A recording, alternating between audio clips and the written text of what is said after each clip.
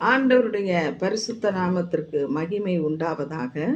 கிறிஸ்துவுக்குள் பிரியமானவர்களே, குயவனின் கூடாரம் ஊழியங்கள் மூலமாக உங்கள் ஒவ்வொருவரையும் வாழ்த்துவதிலே மிகுந்த மகிழ்ச்சி அடைகிறேன்.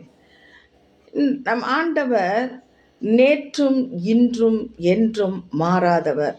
அல்லேலூயா.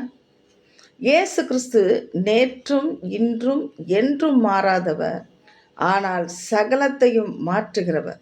அல்லேலூயா. இந்த நாளிலும் தாவீது சொல்லுகிறான் சங்கீதம் 30:11, என் புலம்பலை ஆனந்த களிப்பாக மாற பண்ணினீர் என்று சொல்லி. அல்லேலூயா. நம்முடைய புலம்பல்களை அவர் ஆனந்த களிப்பாக மாற பண்ணுகிற தேவன்.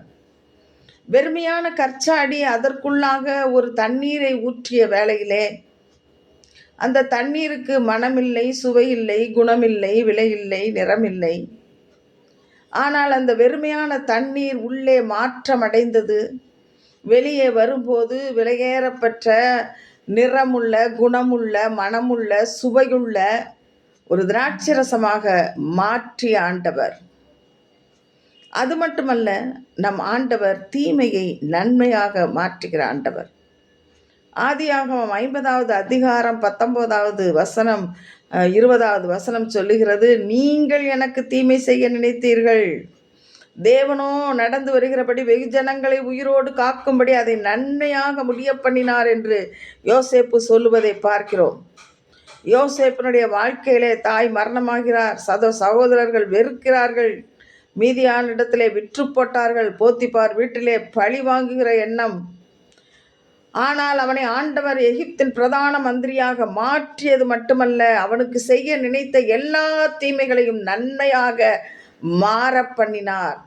அல்லேலூயா. அது மட்டுமல்ல, யோவான் 16:20 இவனமாக இயேசு கிறிஸ்து சொல்லுகிறார், மெய்யாகவே மெய்யாகவே நான் உங்களுக்கு சொல்லுகிறேன், நீங்கள் அழுது புலம்புவீர்கள், உலகமோ சந்தோஷப்படும், உங்கள் துக்கம் சந்தோஷமாக மாறும் என்று சொல்லுகிறார்.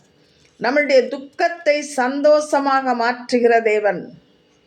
அது மட்டுமல்ல, இருள், நம்முடைய வாழ்க்கையில் இருக்கிற கடன், கண்ணீர், வறுமை என்ற இருளை வெளிச்சமாக மாற்றுகிற தேவன். தாவீது சொல்லுகிறான், தேவரீர் என் விளக்கை ஏற்றுவீர், தேவனாகிய கர்த்தர் என் இருளை வெளிச்சமாக்குவார் என்று சொல்லி.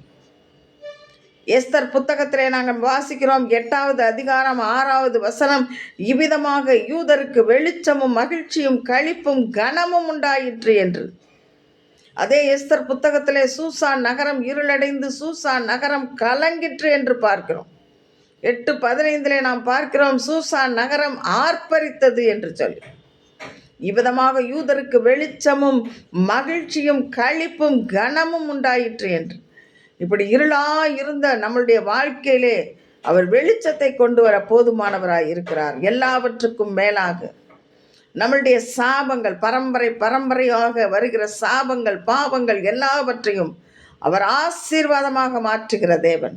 உபாகமம் 23:5 சொல்லுகிறார், உன் தேவனாகிய கர்த்தர் பிலேயாமிற்கு செவி கொடுக்க சித்தமில்லாமல், உன் தேவனாகிய கர்த்தர் உன்மேல் அன்பு கூர்ந்தபடியால். கிறிஸ்துவுக்குள் பிரியமானவர்களே, உங்கள் மேல், என் மேல் அவர் அன்பு கூர்ந்தபடியால் தேவனாகிய கர்த்தர் அந்த சாபத்தை உனக்கு ஆசீர்வாதமாக மாற பண்ணினார் என்று சொல்லி.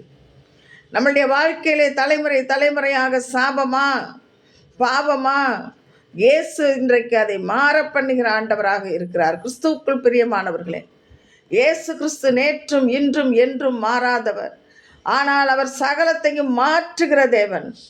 முதலாவதாக அவர் புலம்பலை ஆனந்த களிப்பாக மாற பண்ணுகிறார், பாவிகளை நீதிமானாக மாற்றுகிறார், தீமையை நன்மையாக மாற்றுகிறார், துக்கத்தை சந்தோஷமாக மாற்றுகிறார், இருளை வெளிச்சமாக மாற்றுகிறார், எல்லாவற்றுக்கும் மேலாக சாபத்தை ஆசீர்வாதமாக மாற்றுகிறார். இந்த கிருபைக்குள்ளாக நம்மை நடத்தும்படியாக கண்களை மூடுவோம், பரிசுத்தமான தேவனை நோக்கி பார்ப்போம்.